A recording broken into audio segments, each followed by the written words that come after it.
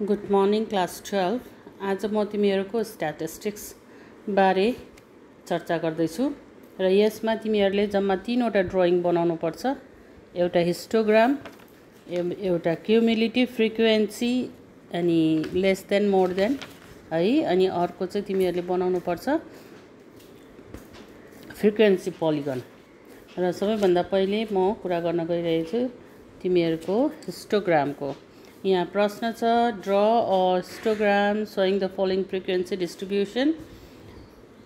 Grouped frequency distribution are given. Okay, ungroup पनि हुन्छ, तर यहाँ चाहिँ तिमीहरूलाई मैले ग्रुप दिएको छु किनभने ग्रुपमा चाहिँ तिमीहरूलाई सजिलो हुन्छ अनि प्राय एक्जाममा पनि तिमीहरूको ग्रुपमा आउँछ, बुझ्यौ त। र ग्रुप डाटा दिएको हुन्छ प्रश्नमा, जस्तो यहाँ तिमीहरूको प्रश्नमा दिएको छ हैन। अनि प्रश्नमा डाटा पनि दिएको छ। डाटामा छ daily wages in rupees 110 to 150, 160 to 200, 210 to 250, 260 to 200, 300, 310 to 350, 360 to 400। अनि नम्बर अफ वर्कर्स चाहिँ यसकै तलपट्टि हेर 4, 13, 22, 33, 12 and 6 यति छ।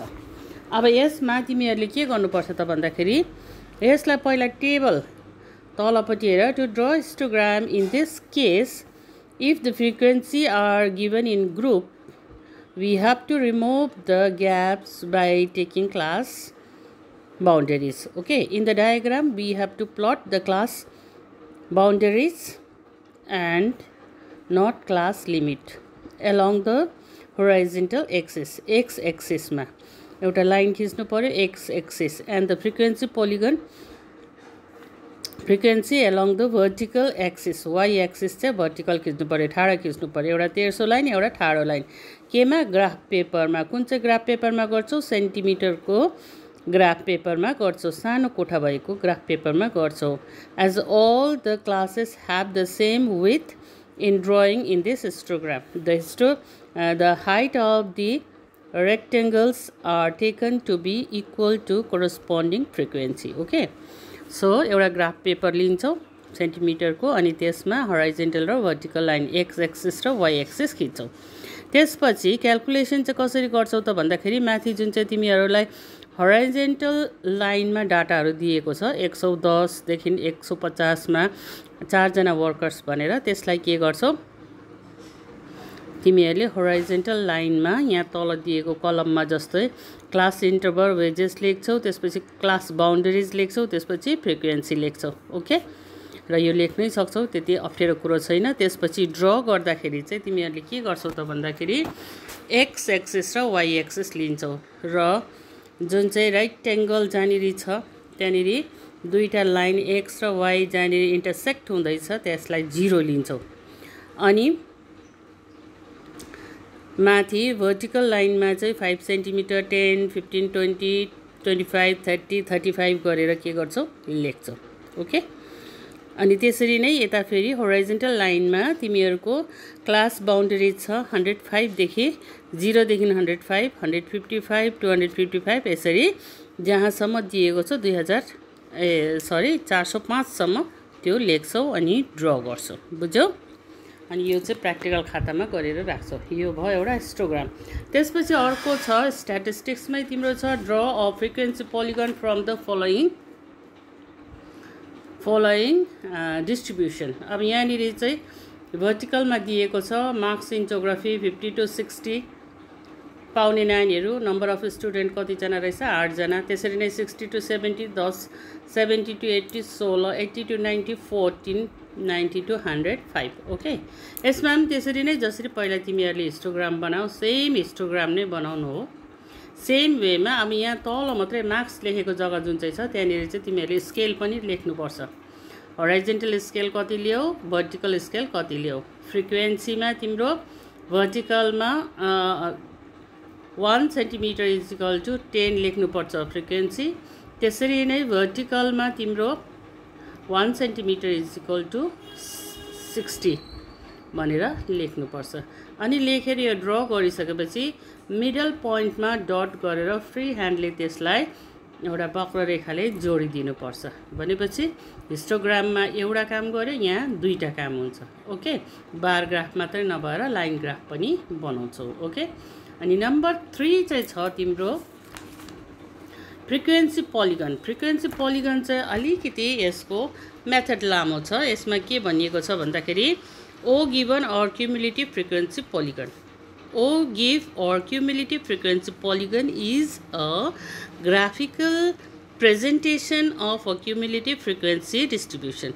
Okay, in this method cumulative frequencies are plotted on the graph against the class boundaries, and the successive point thus obtained are joined by straight line. There are two types of O given, less than type or the more than type.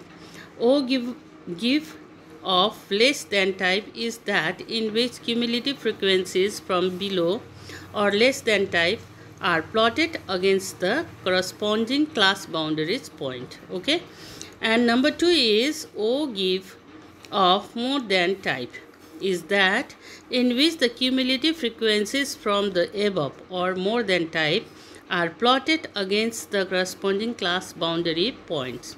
The O give of less than type starts from the lowest class boundaries on the horizontal axis, gradually rising upward and ending at the highest class boundaries. On the other hand, the O give more than type starts from the highest class boundary on the horizontal axis, gradually going downwards and ending at the lowest class boundaries. Okay, so draw a cumulative frequency diagram both more than and less than of the following distribution and locate graphically the median. अब graphical मेथडमा यसरी तिमीहरूले के गर्नुपर्छ, median निकाल्नु पर्यो हैन। त median निकाल्दाखेरि कसरी खिच्नुपर्छ त भन्दाखेरि यहाँ तिमीहरूको के दिएको छ, डाटा दिएको छ। जस्तो त मार्क्स ग्रुप छ 0 to 10, 10 to 20 गरेर टोटल 70 सम्म छ। नम्बर अफ स्टुडेन्ट 4, 8, 11 गरेर छ।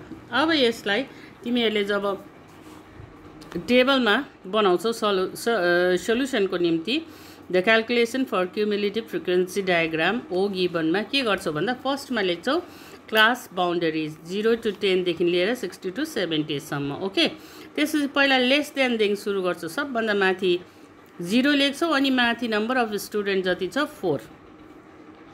त्यसपछि त्यो 4 र तिम्रो 8 जुन चाहिँ छ माथि दिएको 10 to 20 मा 8 छ, त्यसलाई के गर्दै जान्छौ, जोड्दै जोड्दै जोड्दै जोड्दै जान्छौ। जोड्दै जाँदाखेरि टोटल नम्बर अफ स्टुडेन्ट कति हुन्छ, 59। जस्तो टोटल नम्बर तिमीहरूको माथि दिएको छ त्यति नै 59 हुन्छ।